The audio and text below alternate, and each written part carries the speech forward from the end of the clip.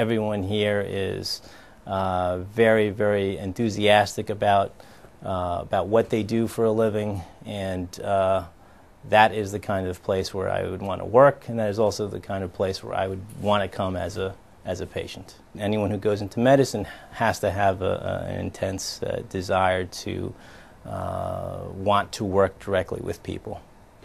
My wife is also a physician. She's a pediatrician, so I let her handle all the health issues regarding our three kids.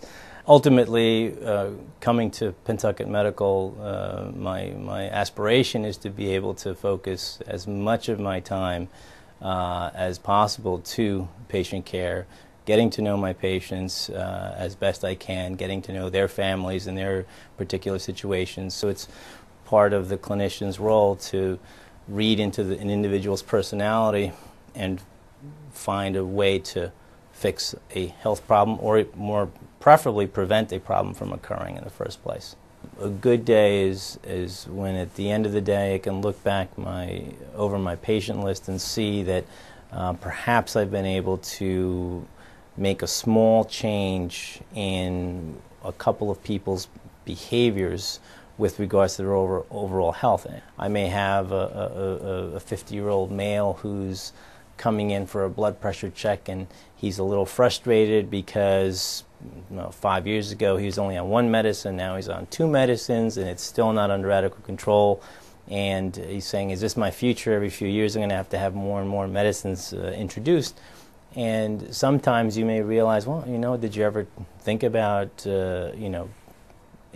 beginning any kind of an exercise regimen? And that may never have been addressed before. And when you sit and tell them, or you tell an individual after a couple of minutes that participating in regular physical, primarily aerobic activity may improve your blood pressure control and may down the road allow you to come off of some of these medications, but it's going to take a little bit of work on their part.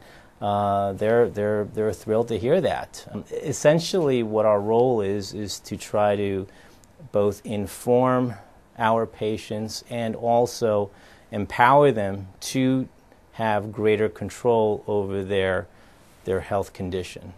There is a special challenge with say older adults that it's even more essential that they have a primary care physician or a general internist who's kind of looking over their entire state of health, not just focusing on one specific issue.